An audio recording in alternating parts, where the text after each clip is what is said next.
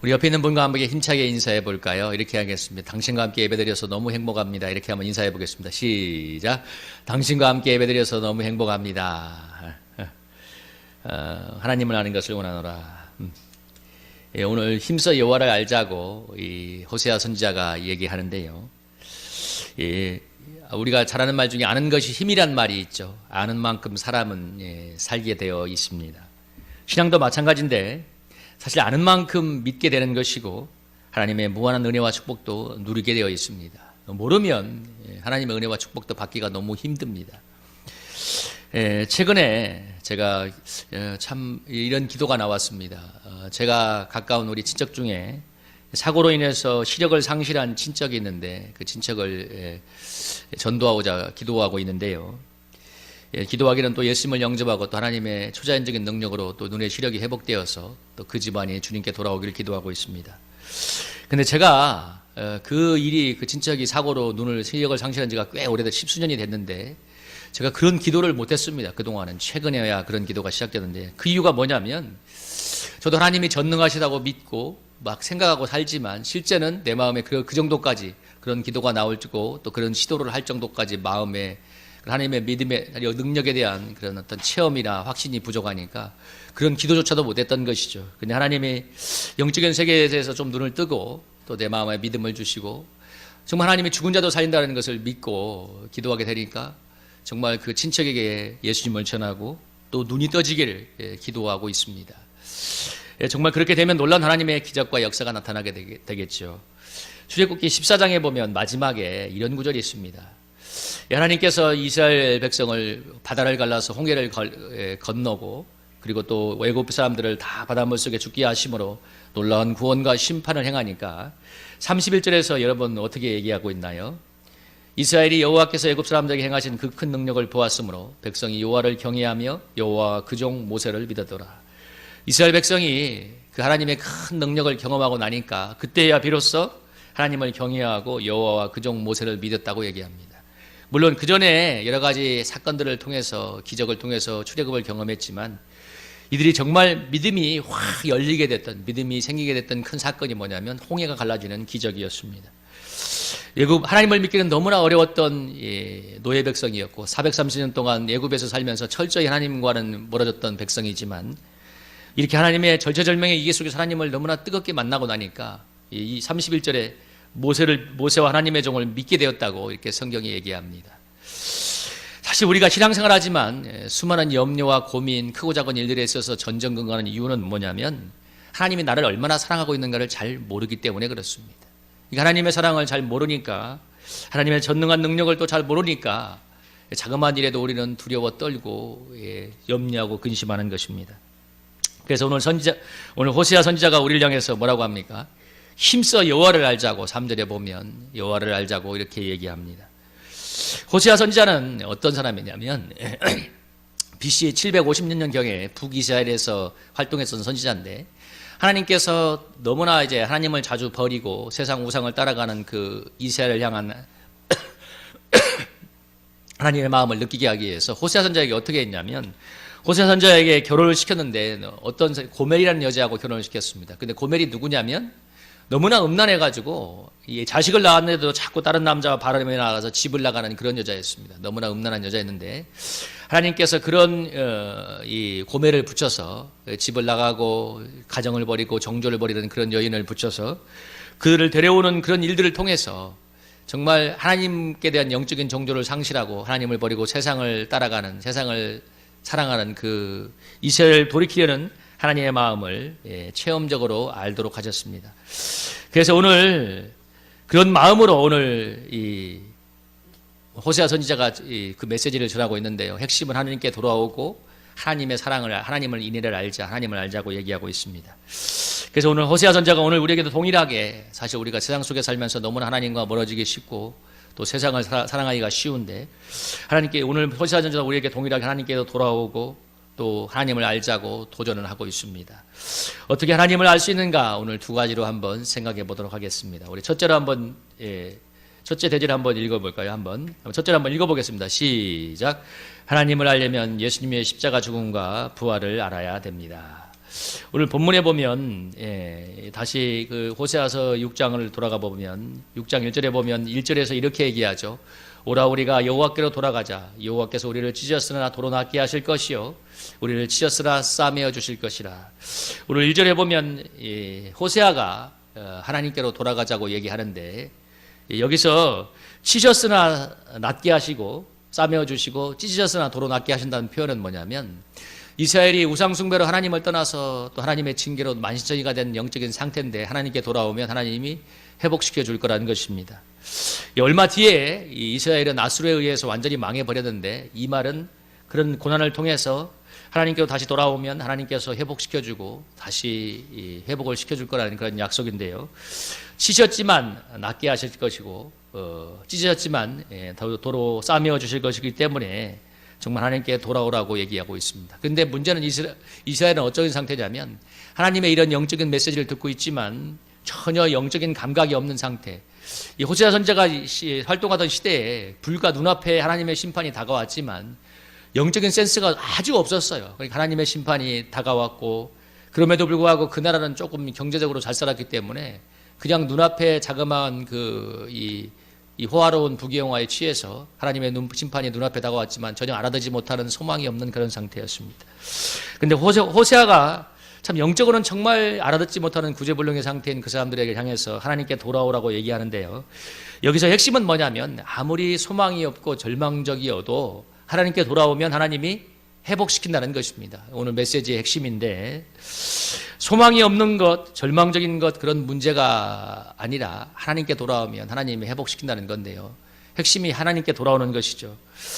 지난주에 우리가 오랜만에 김종희 권사님을 신방을 갔는데 우리 김종희 권사님은 여러분이 아시는 것처럼 뇌출혈로 쓰러진 지 5년이 되셨습니다. 그래서 제가 부임하던 해에 많이 간절히 기도하고 우리 성도님들 기도하니까 하나님 은혜 주셔서 왼쪽 팔과 왼쪽 다리는 절반은 낫게 해주셨어요. 그러니까 절반은 쓸 수 있는 거예요. 그래 왼손으로 식사도 하시고 휠체어도 탈 수 있는 수준이 되었는데 근데 아직 절반은 낫지 않았어요. 그 시간이 흘러서 또 절반이 또 2년이 넘는 시간이 지나가는데 이번에 가보니까 그 요양원이 이제 목사님이 운영하는 요양원이라서 이제 매주 예배도 휠체어 타고 그 병원에서 드리고 또 목사님이 다 자주 가서 기도하고 또 신방에서 영적으로는 굉장히 좋은 것이었습니다. 그래서 근데 우리 김 권사님이 그런데 오래되니까 김 권사님 본인도 크게 영적인 소원은 없으신 것 같아요. 그냥 지금에 만족하시는 것 같은데 제가 근데 권사님에게 뭐라고 했냐면 권사님은 제가 보는 상황을 보니까 우리 권사님 나이가 82세인가 83세거든요. 권사님은 인간적으로 생각한다면 지금처럼 사시다가 주님께 가도 됩니다. 권사님 사실 상관은 없습니다. 권사님 개인만 본다면. 우리 김종희 권사님이 예수님을 믿고 있잖아요. 그렇게 가도 주님께 가도 되는데 제가 뭐라고 했냐면 그러나 권사님이 믿지 않는 남편과 자녀를 구원하고 싶으시면 권사님은 일어나 걸어야 될 사명이 있습니다. 권사님이 일어나 걷게 될 때 정말 전혀 믿을 것 같지 않은 가족에게 복음이 증거되고 예수님께 돌아오게 될 것입니다 하면서 제가 권사님에게 사명을 주었는데 권사님이 눈빛이 달라지고 아멘 소리가 얼마나 커지는지 몰라요. 그래서 당신이 일어나서 걸어야 됩니다 얘기했어요. 여러분 권사님은 불신 가족을 전도할 사명이 있는데 현 상태로는 소망이 잘 보이지 않습니다. 그러나 우리 권사님이 믿음을 가지고 하나님을 바라보고 38년 된 병자를 일으킨 하나님을 믿고 일어나 걷게 될 때 여러분 내가 일어나 걷는 것이 아니라 가족이 주님께 돌아오는 역사를 일으킬 것입니다. 저는 그래서 그런 소망 가운데 하나님 주시는 감동을 가지고 기도하고 있습니다. 그래서 여러분이 무엇이 중요하냐면 현재 상태가 절망적인 것이 중요한 것이 아니라 내가 하나님을 바라보고 하나님께로 나아가고 있는가 하는 것입니다. 수많은 사람들이 자기 문제에 빠져서 헤어나지를 못해요. 내 문제는 이렇게 힘들어. 나는 이렇게 힘들어. 중요한 건 나를 낳고 치유하고 살리실 전능한 하나님을 바라보지 않는 것입니다. 여러분 어떤 상황에서 중요한 건 지금 내가 얼마나 낭망하고 있는가 힘든가 이 상황이 어려운가가 중요한 게 아니에요. 그 하나님 나를 낫게 하시고 회복시키실 하나님을 믿고 기대하고 하나님께 나아가서 살리는 역사를 체험하는 저와 여러분이 되시기를 주님의 이름으로 축복합니다. 여러분 이 주님을 바라보시길 바랍니다. 2절을 보면 이렇게 나오죠. 여호와께서 이틀 후에 우리를 살리시며 셋째 날에 우리를 일으키려니 우리가 그의 앞에서 살리라. 이 구절은 굉장히 난해한 구절 중에 하나인데 이 신약의 관점, 특별히 기독론적인 관점에서 해석할 때 이 구절은 무엇이냐면 예수님의 십자가 죽음과 부활을 예고하는 구약의 한 구절 중에 하나입니다. 당시 호세아 선지자가 이 말씀을 잘 알지 못하고 전했을 거라고 생각하지만 그러나 신약과 연결해서는 십자가와 부활을 예고하는 그런 말씀인데요.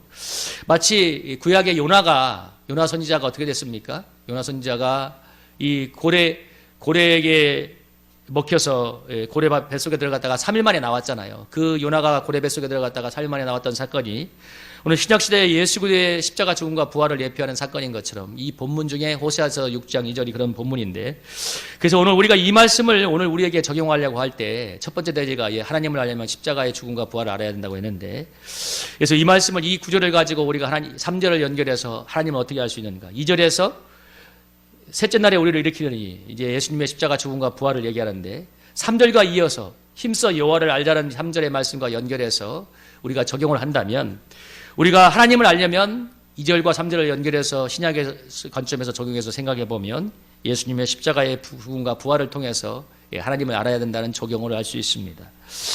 예수님의 십자가 죽음과 부활을 통해서 하나님을 알 수가 있는데요. 그것은 2000년 전의 단회적인 사건이지만 오늘도 우리에게 구원을 일으키고 있죠. 많은 그리스도인들에게 예수님의 십자가는, 여러분에게는 예수님의 십자가는 어떤 의미로 다가오고 있습니까? 많은 사람들에게 예수님의 십자가는 이거예요. 죄 용서의 십자가, 나의 죄를 용서해 주는 십자가. 예수님이 나의 모든 죄와 허물을 대신해서 죽으셨기 때문에 하나님의 우리의 모든 죄와 허물을 용서해 주신 것, 아주 중요한 개념이고 맞는 말입니다.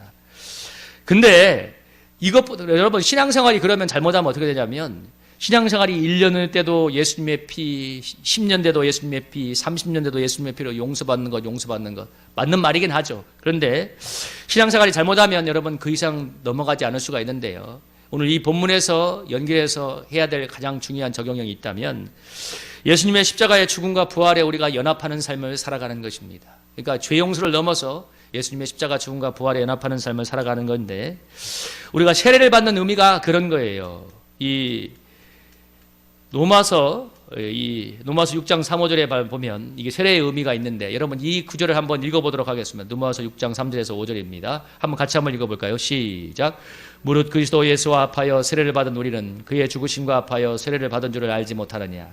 그러므로 우리가 그의 죽으심과 합하여 세례를 받음으로 그와 함께 장사되었나니, 이는 아버지의 영광으로 말미암아 그리스도를 죽은 자 가운데 살리신 것 같이 우리를 또한 새 생명 가운데서 행하게 하려 함이라. 만일 우리가 그의 죽으심과 같은 모양으로 연합한 자가 되었으면 또 그의 부활 같은 모양으로 연합한 자가 되리라.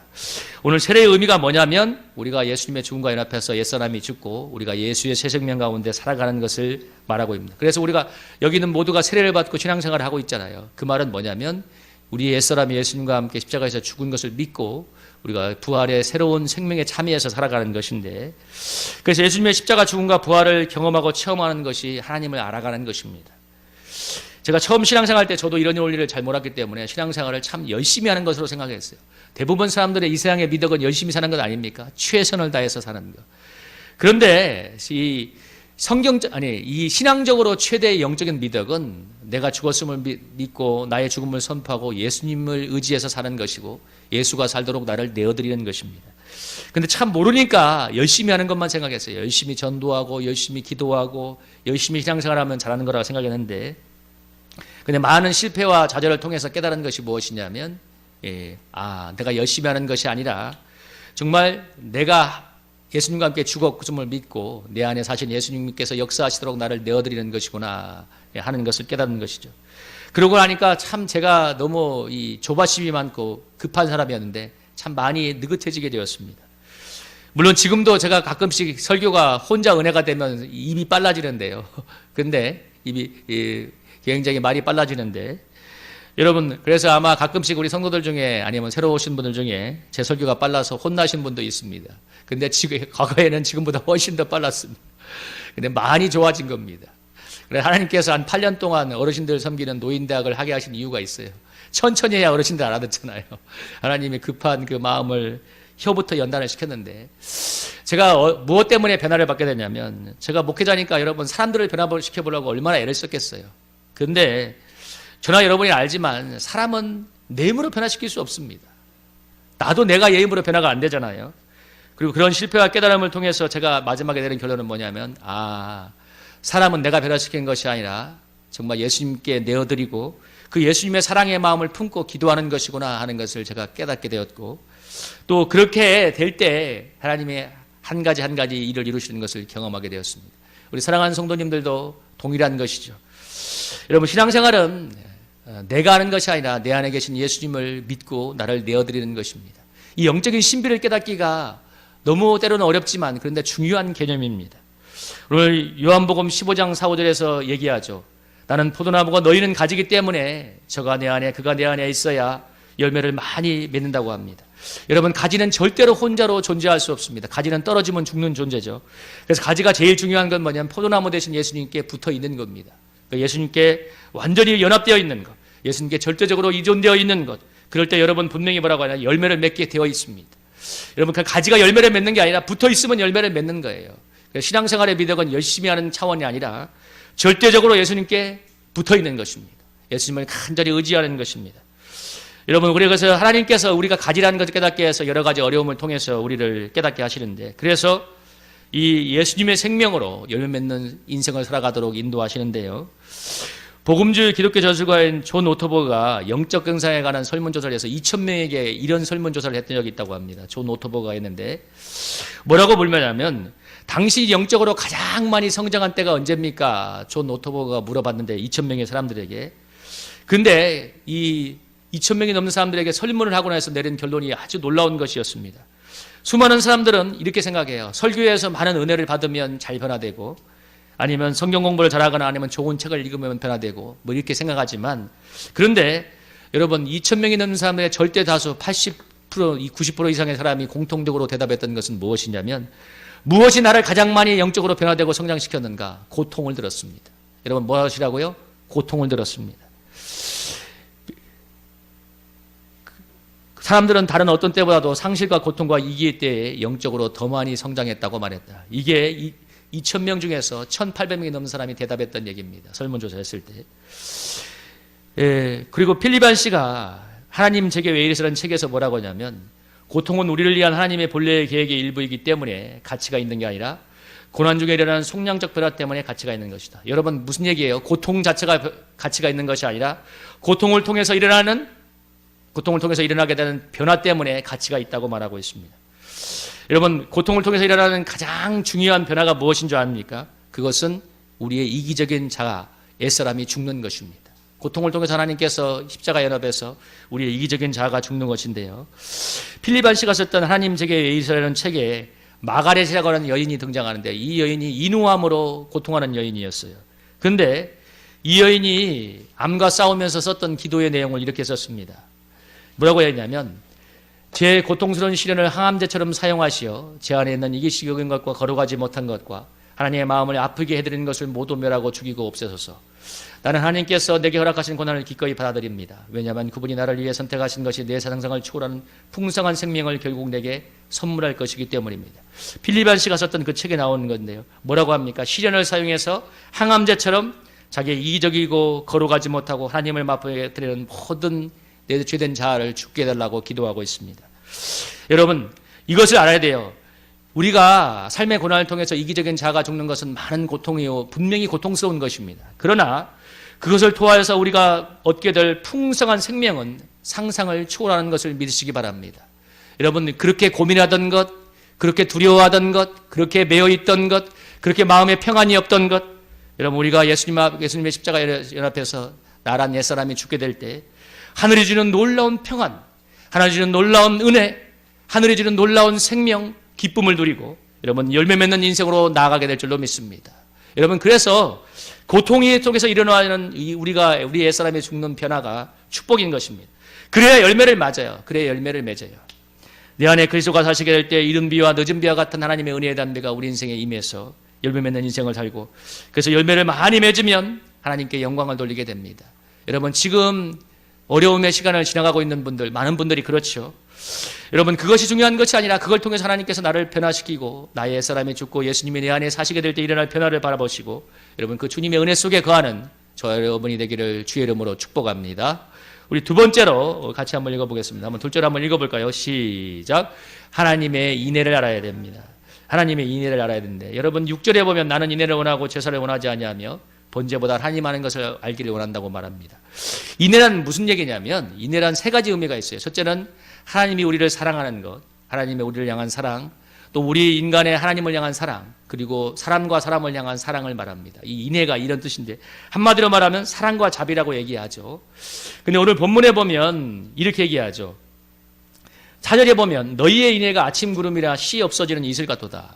그러니까 하나님은 이스라엘 백성을 그렇게 사랑하는데 이스라엘 백성이 하나님을 사랑한 그 사랑이 아침 이슬처럼 너무나 쉽게 사라진다는 거예요. 세상을 너무나 쉽게 사랑하고 쉽게 없어진다고 하는데 그들의 영적인 상태를 말하죠.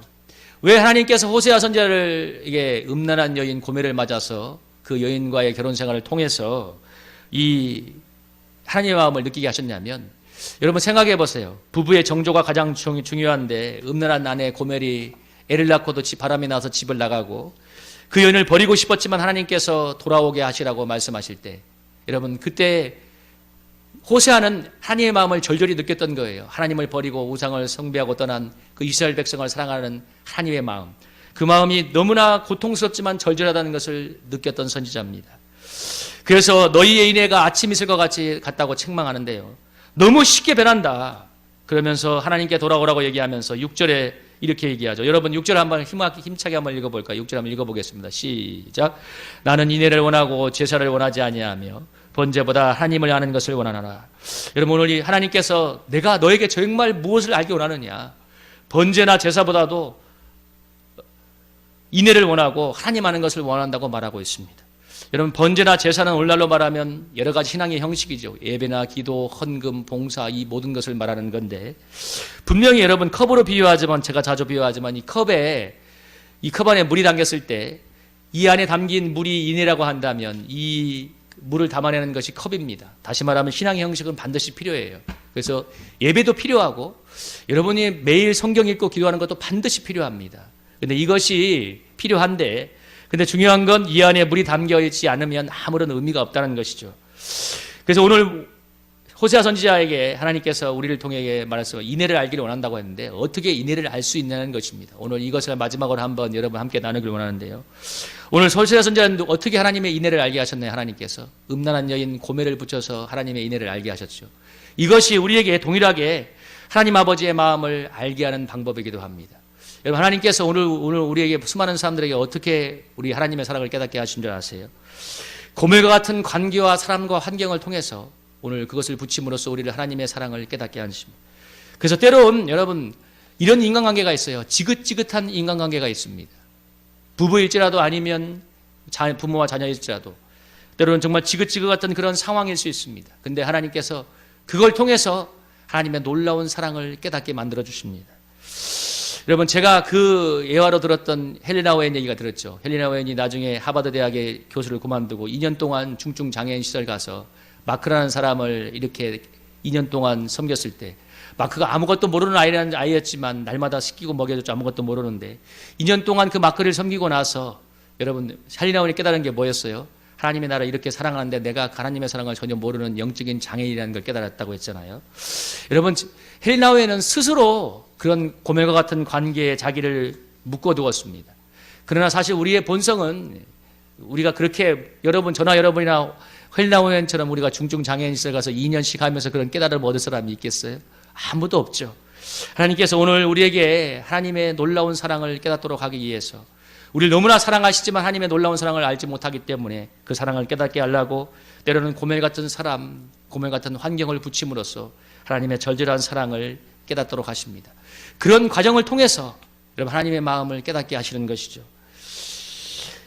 그 순회 선교단의 김영희 선교사가 했던 고백인데 자기의 고등학생 1학년인가 하는 아들을 하나님께 소원한 게 있어서 남태평양의 어느 한 섬에 한국인 선교사 밑에 보냈습니다. 그래서 16살인가 17살의 나이에 이 아이가 이제 선교사 밑에 가서 학교를 다니고 있는데 어느 날 이 김영희 선교사가 너무 보고 싶더래요, 이 자녀가. 그래서 급하게 비행기를 타고 이 섬에 갔는데 가서 그 아이를 보고 나서 이제 비행기를 타고 도저히 그냥 미어지는 마음을 안고 올라왔는데 그때 어떤 일이 벌어졌냐면 이 마음이 미어지는 그 순간에 하나님께서 무엇이라고 이 김영희 선교사에게 말했냐면 너는 이 아이를 그 섬에 두고 온다고 마음이 미어지고 있지. 그러나 나는 내 사랑하는 아들을 예수 그리스도를 너희 지구에 보냈고 그리고 십자가에 죽기까지 버려두고 왔다. 그 감동이 오면서 그때 정말 하나님의 놀라운 사랑을 마음으로 새겼다고 합니다. 여러분, 스페셜한 사건이긴 하지만 하나님께서 때로는 나에게 고통스러운 고멜과 같은 환경과 사람과 사건을 통해서 여러분 하나님의 놀라운 사랑을 깨닫도록 하십니다. 어떻게 깨달은 줄 알아요? 여러분, 고멜과 같은 그 사람을 사랑하게 하심으로써 내가 얼마나 사랑이 없는가를 깨닫게 하시고 그리고 그런 나를 사랑하신 하나님의 사랑이 얼마나 큰가를 깨닫게 하십니다. 그래서 여러분은 고멜과 같은 사람과 환경을 껴안고 사랑해 보셔야 돼요. 그렇게 하나님이 환경을 만드세요. 로마서에서 이렇게 얘기하고 있죠. 환난 중에도 즐거워하고 환난이 인내를 연단이 소망을 이룬다고 하는데 여러분 아까 말한 고멜과 같은 환난을 통해서 우리가 연단을 받고 인내하게 될 때 5절에 뭐라고 합니까? 성령이 우리 마음에 하나님의 사랑을 기름 부어 준다고 했습니다. 독생자를 주신 하나님의 놀라운 사랑을 기름 부어 주심으로써 여러분 고멜과 같은 그런 환경과 사람들을 껴안고 사랑하고 힘든 그 상황 속에서 그 사랑을 우리 마음에 부어 주심으로써 그 모든 것을 견디고 이기게 하셔서 마침내 하나님의 나라를 향한 소망을 이루고 가게 하시는 것입니다. 오늘 많은 성도들이 고멜과 같은 환경과 고멜과 같은 사람과 그런 관계 속에서 힘들어가고 있습니다. 근데 여러분 조금만 더 영적인 눈을 여셔서 하나님께로 눈을 바라보게 된다면 우리 로마서 5절에서 얘기하는 것처럼 그 고통의 순간에 하나님의 성령이 우리 마음에 기름 부음 받아서 하나님의 놀라운 사랑으로 여러분 견디고 이기고 소망을 이루어가게 될 줄로 믿습니다. 이 시간 고멜을 통해서 하나님의 사랑을 깨닫게 하시는 그 섭리를 깨닫고 그 주님의 섭리 앞에 다시 서는 저와 여러분이 되시기를 주님의 이름으로 축복합니다. 우리 이 찬양 부르면서 한번 기도하기 원합니다.